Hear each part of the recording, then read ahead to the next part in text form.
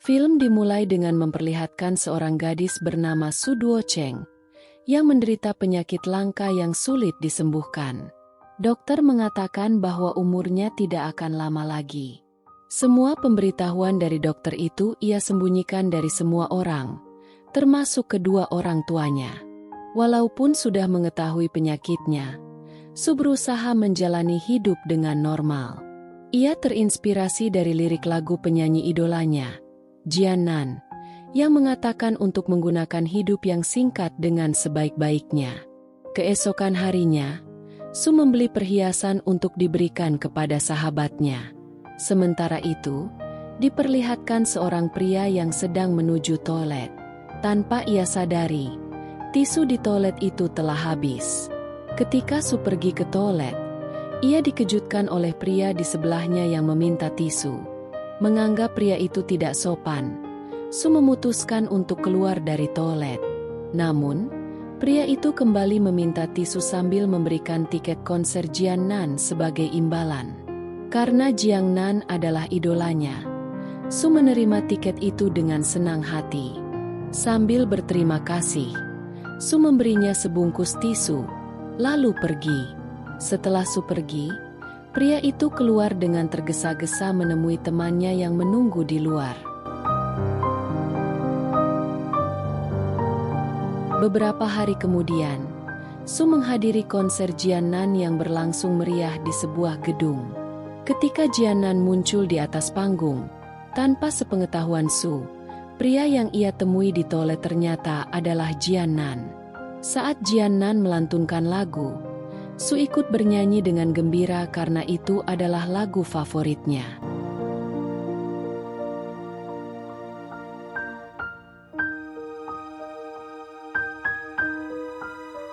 Sesaat setelah lagu selesai, seorang wanita bernama Gu Jiai naik ke atas panggung dan memeluk Jian Nan. Jian Nan tampak kurang nyaman dengan pelukan itu. Wartawan mulai menanyakan hubungan antara Gu Jiai dan Jian Nan. Gu Jiai menjelaskan bahwa ia hadir untuk mendukung kembalinya Jian Nan ke dunia musik. Namun, Jian Nan yang tak menyukai kehadiran Gu Jiai segera meninggalkan tempat itu. Su, yang menunggu Jian Nan untuk meminta tanda tangan, bertabrakan dengan Jian Nan yang keluar terburu-buru, sehingga mereka berdua berpelukan. Saat wartawan mulai mendekat, Jian Nan segera mengajak Su bersembunyi untuk menghindari kerumunan. Ketika mereka telah aman, Jian Nan meminta maaf kepada Su. Su pun mengenali suara Jian Nan sebagai pria yang ia temui di toilet. Namun, saat Su menanyakan hal itu, Jian Nan berpura-pura tidak tahu dan menyuruh Su merahasiakan hal tersebut.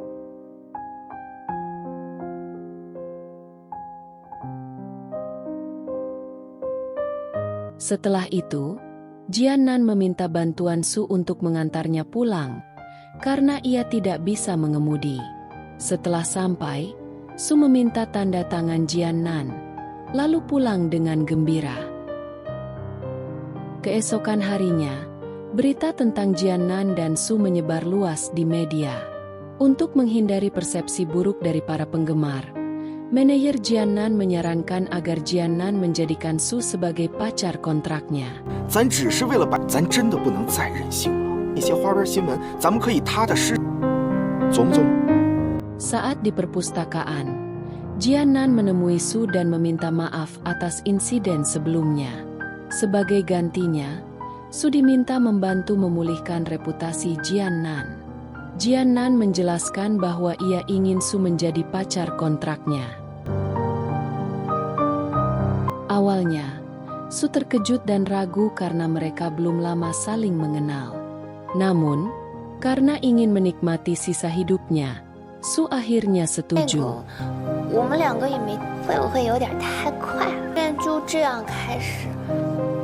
你想多了，的。 Su kemudian menemui manajer Jian Nan untuk membahas kontrak tersebut. Manajer menjelaskan bahwa jika Su tidak membantu, reputasi buruk Jian Nan dapat membuatnya keluar dari dunia hiburan. Su juga diberi tugas menjadi asisten pribadi Jian Nan dan menemani Jian Nan untuk menghindari Gu Jiai yang kerap memviralkan berita negatif. Setelah mendengar penjelasan itu, Su menandatangani kontrak.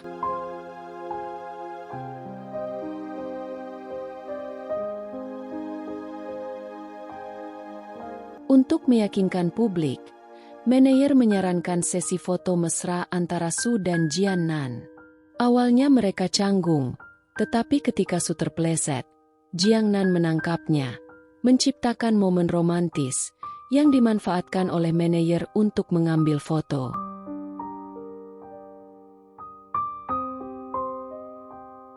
Keesokan harinya, Gu Jiai yang tidak percaya dengan hubungan mereka mengusulkan konferensi pers.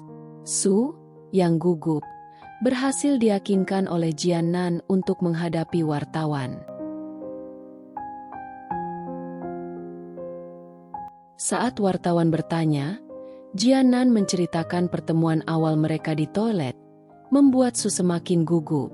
Ketika ditanya tentang hubungan Jiannan dan Gu Jiai, Su bingung karena tidak tahu banyak.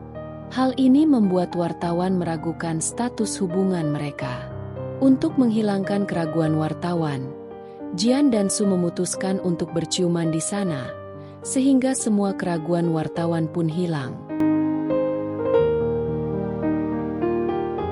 Setelah itu, Jian meminta agar tidak ada lagi pertanyaan tentang hubungan dirinya dengan Su. Lalu ia pergi dari tempat itu bersama Su. Jian mengajak Su ke rumahnya agar para wartawan semakin percaya akan hubungan mereka. Sesampainya di rumah Jian, Su sangat takjub dengan koleksi barang-barang di ruangan Jian.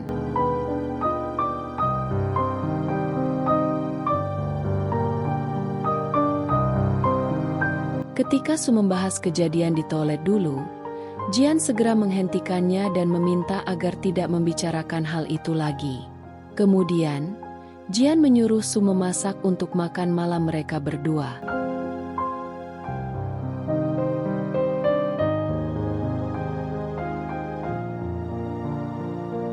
Sementara itu, karena masih tidak percaya dengan hubungan Jian dan Su, Gu Jiai memerintahkan asistennya untuk membayar paparazzi guna memata-matai hubungan mereka setiap hari. Gu Jiai juga datang ke rumah Jian, tetapi Jian menolak kehadirannya. Saat mereka berdebat, Su yang sedang memasak keluar menghampiri mereka. Ketika Gu Jiai bertanya apakah mereka tinggal serumah, Jian segera mencium Su di depan Gu Jiai untuk membuktikan status pacaran mereka. Gu Jiai yang kesal kemudian pergi. Keesokan harinya, ketika Jian sedang berbicara dengan manajernya, ia mendapat telepon dari orang tua Su yang mengundangnya untuk makan malam bersama, karena mereka ingin bertemu Jian. Sebelum Jian sempat menjawab, orang tua Su memutuskan panggilan tersebut, membuat manajernya tertawa. Awalnya, Jian tidak mau menghadiri jamuan itu karena tahu bahwa Su hanyalah pacar kontraknya. Namun, demi menghindari dampak buruk pada citranya, manajer menyarankan agar Jian tetap hadir. Malam harinya, Jian menghadiri jamuan makan itu ditemani manajernya, yang berpura-pura sebagai pelayan. Di sana, ayah Su tampak tegang dan bertanya banyak hal kepada Jian, mengingatkan bahwa ini adalah pengalaman pertama Su dalam pacaran. Jian berjanji akan menjaga Su dengan baik.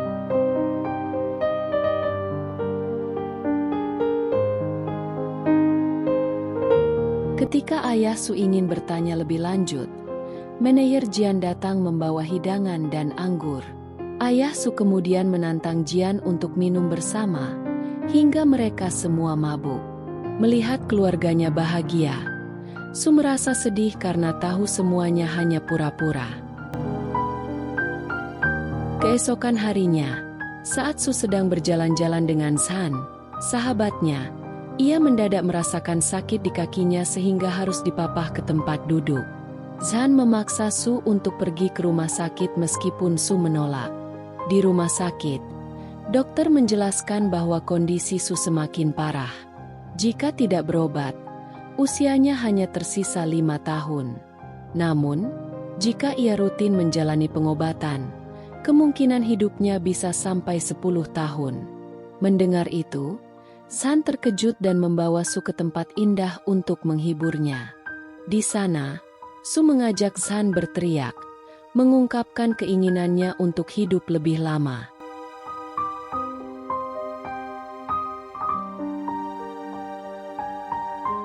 Setelah pulang, Zhan berjanji tidak akan memberitahu siapapun tentang kondisi Su.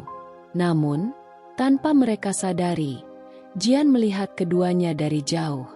Setelah Zhan pergi, Jian mendekati Su dan memperingatkan agar tidak pergi dengan sembarang orang karena status mereka sebagai pasangan. Su menjelaskan bahwa Zhan adalah sahabat lama sekaligus rekan kerjanya, tetapi Jian tidak menerimanya. Su marah dan meninggalkan Jian. Keesokan harinya, Jian menunjukkan foto Su dan Zhan yang diperoleh dari paparazzi. Jian khawatir foto itu bisa tersebar dan merusak citranya. Manajer mereka mengusulkan agar Jian dan Su tinggal bersama agar terlihat lebih meyakinkan. Awalnya, Jian menolak ide itu, tetapi Su setuju dengan syarat mereka tidur di tempat terpisah, dan Jian harus meminta maaf atas tuduhannya.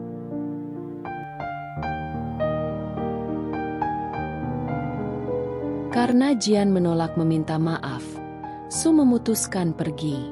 Setelah Su pergi, Jian mengirim pesan untuk mengundangnya datang keesokan hari. Saat Su datang, Jian berpura-pura memasak untuk menjamunya. Namun, Su segera tahu bahwa makanan itu adalah pesanan. Jian akhirnya meminta maaf kepada Su atas kesalahannya dan memohon agar Su mau tinggal bersamanya. Keesokan harinya, untuk menyembunyikan fakta bahwa mereka tinggal serumah, Jian membawa orang tua Su berpura-pura mencari kos untuk Su. Saat memeriksa kamar, ayah Su hampir menemukan foto Su dan Jian di meja. Beruntung, teman Su segera menutupinya.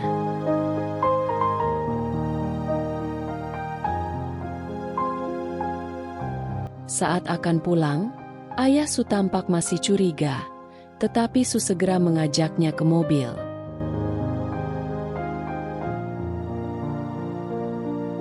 Ketika sedang membersihkan rumah, Jian secara tidak sengaja bertabrakan dengan Su.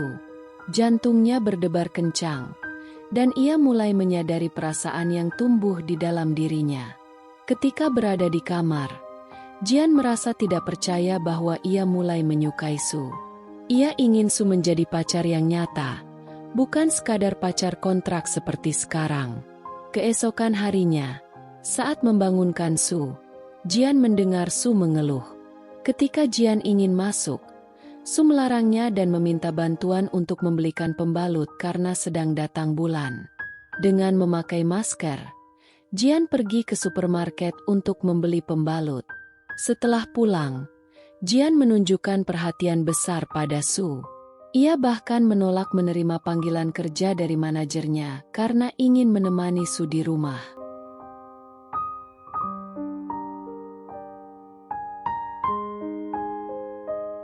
Tiba-tiba, bel rumah berbunyi, dan ternyata Gu Jiayi sedang menunggu di luar. Saat Su bertanya siapa yang datang, Jian berbohong dan mengatakan bahwa itu adalah manajernya. Jian lalu menyuruh Su untuk beristirahat di kamar atas. Setelah memastikan Su tidak melihat, Jian membuka pintu untuk Gu Jiayi. Gu Jiayi ternyata ingin rujuk dengan Jian, tetapi Jian menolaknya karena ia sudah memiliki pacar. Jian menceritakan kebaikan Su kepada Gu Jiayi, yang membuat Gu Jiayi menyesal telah meninggalkan Jian sebelumnya. Tanpa sepengetahuan Jian, Su mendengar semua perkataan itu dengan perasaan senang. Tak lama kemudian, asisten Jian datang, dan Gu Jiayi pergi. Setelah Gu Jiayi pergi, sang asisten menanyakan keberadaan Su. Jian menjelaskan bahwa Su sedang beristirahat di kamar atas. Manajer kemudian memberitahu Jian bahwa ia mendapat tawaran rekaman dari perusahaan besar.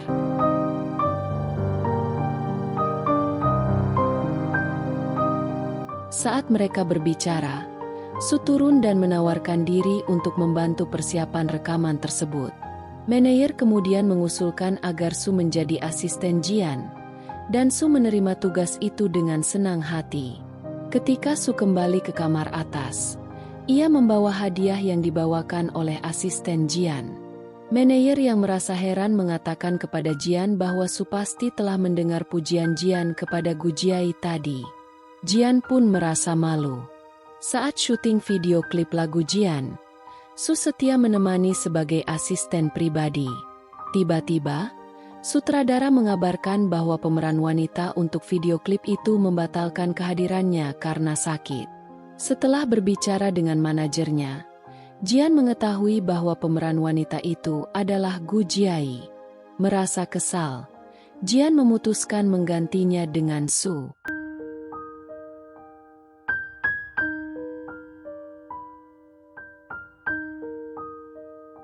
Jian kemudian memperkenalkan Su kepada sutradara dan meyakinkan bahwa Su bisa memerankan perannya dengan baik, karena lagu tersebut terinspirasi oleh Su.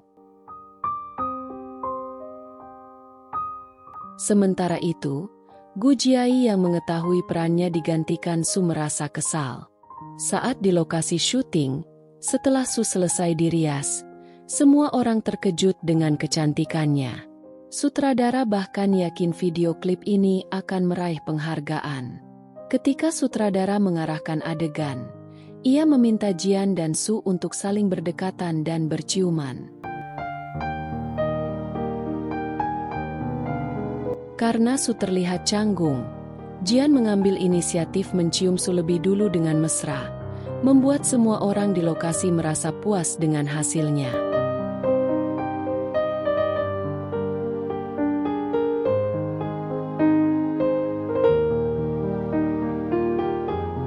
Keesokan harinya, Su menyiapkan sarapan untuk Jian sebelum ia pergi bekerja. Tak lama kemudian, manajer datang memberitahu bahwa Jian harus melakukan sesi foto promosi lagu bersama Su. Setelah selesai berpakaian, Jian dan manajer menemui Su di kantornya. Di sana, manajer menyarankan mereka untuk berfoto dengan pakaian pengantin. Su awalnya menolak, tetapi setelah dibujuk Jian, ia akhirnya setuju. Saat berada di ruangan pakaian pengantin, Su terpesona dengan koleksi yang ada. Ketika keluar mengenakan salah satu gaun pengantin, semua orang terpukau oleh kecantikannya. Selama sesi pemotretan, manajer mengarahkan Jian dan Su untuk saling berdekatan agar sesuai dengan cerita video klip. Jian mendekati Su sambil memegang pinggangnya, membuat sang fotografer merasa puas mendapatkan momen yang sempurna.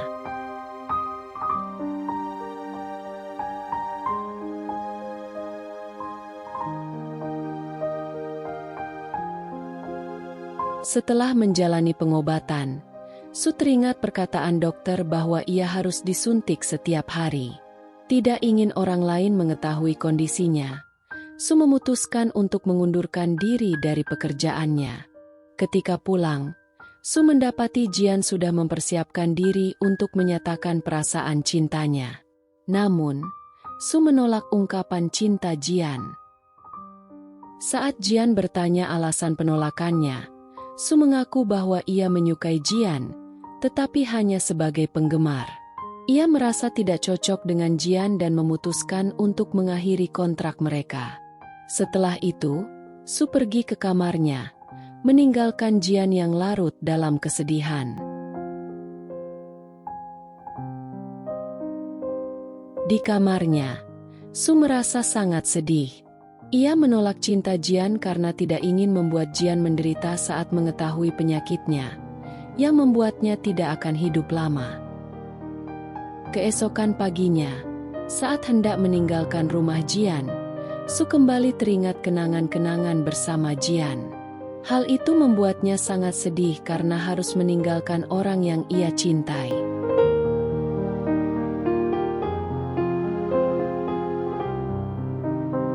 Saat Jian ingin mengucapkan perpisahan kepada teman-temannya, Su mendengar percakapan bahwa salah satu teman Jian masih berusaha untuk melamarnya. Mengetahui hal itu, Su memutuskan pergi dari sana.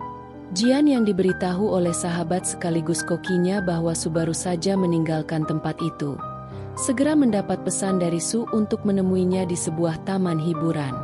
Dalam perjalanan ke taman, Su mengirim pesan kepada sahabatnya, Zhan, meminta Zhan berpura-pura menjadi pacarnya agar Jian berhenti mengejarnya. Sesampainya di taman, Su dengan tegas mengatakan kepada Jian agar tidak lagi mencarinya, karena ia sudah memiliki pacar dan tidak menyukai Jian. Tak lama kemudian, Zhan datang dan berpura-pura menjadi pacar Su. Untuk meyakinkan Jian, Zhan pura-pura mencium Su. Lalu mereka meninggalkan Jian yang terdiam di tempat. Sesampainya di rumah, Su berterima kasih kepada Zhan yang telah membantunya melepaskan diri dari Jian.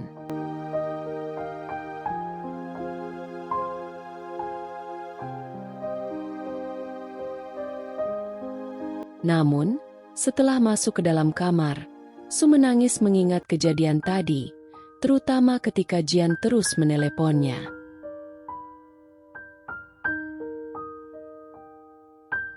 Sementara itu, Jian juga merasa frustrasi atas kepergian Su. Keesokan harinya, Jian menunggu Su di depan rumahnya. Namun, Su yang melihat Jian dari jauh bersama Zhan, memutuskan untuk pergi ke suatu tempat.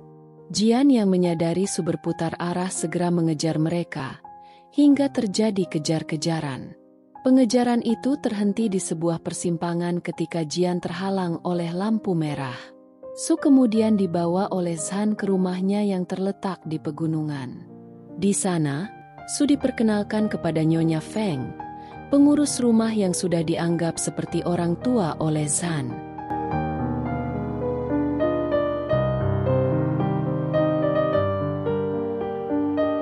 Sementara itu, Jian masih mencari Su. Namun mobilnya mogok karena kehabisan bensin. Ia pun mencari bantuan di sekitar daerah tersebut. Di rumah, Zhan tidak menemukan Su ketika ingin memberikan obat, sehingga ia memutuskan mencarinya. Ternyata Su sedang menikmati udara segar di luar rumah. Tanpa diduga, Jian bertemu Su di sana. Jian menanyakan alasan Su meninggalkannya, mengingat Su pernah berjanji tidak akan pergi darinya. Su menjawab bahwa saat itu ia hanya ingin menghibur Jian yang sedang mabuk. Jian yang tidak percaya menunjukkan anting pemberian Su. Namun Su mengambil anting itu dan membuangnya, lalu pergi. Saat Jian hendak mengejar Su, tiba-tiba Zhan muncul. Ketika Su mencoba melerai pertengkaran antara Jian dan Zhan, ia terjatuh dan pingsan. Jian dan Zhan pun membawa Su ke rumah sakit.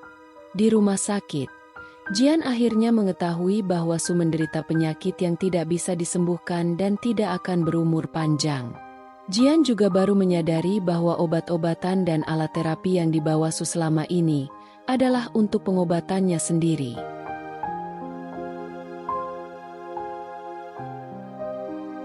Mengetahui hal itu, Jian marah kepada Zhan karena tidak memberitahunya tentang kondisi Su.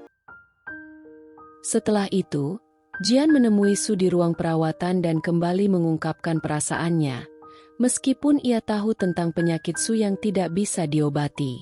Hal itu membuat Su menangis karena ia tidak ingin Jian bersedih di kemudian hari. Namun Jian berjanji akan mencintai dan menjaga Su sampai maut memisahkan mereka.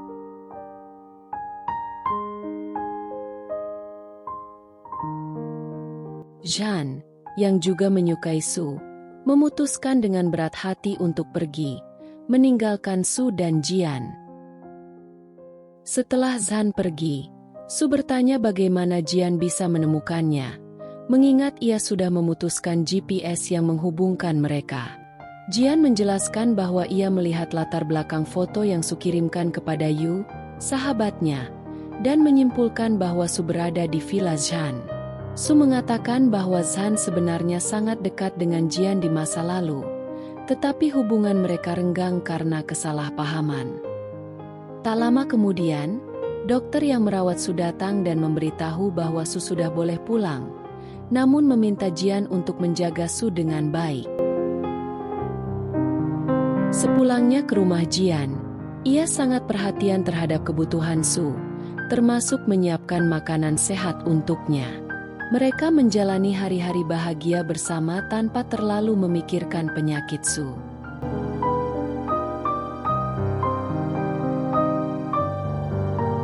Beberapa hari kemudian, orang tua Su mengundang Jian makan bersama di restoran tempat mereka pernah mengunjungi sebelumnya.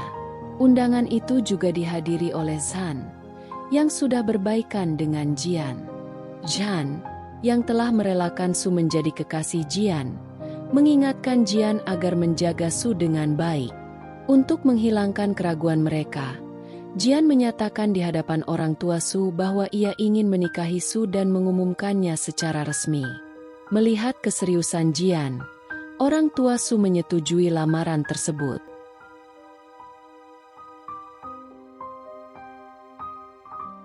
Dalam perjalanan pulang, Jian bertanya kepada Su apakah ia benar-benar mau menikah dengannya meskipun penyakitnya semakin parah. Su memberikan anting yang dulu ia buang dan Jian berjanji akan menjaga cinta mereka selamanya.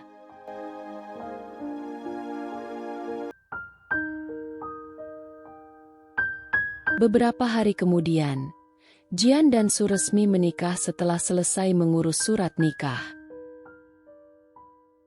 Untuk menyenangkan Su, Jian mendekorasi ulang rumahnya dan meletakkan foto prewedding mereka di ruang utama, membuat Su sangat bahagia.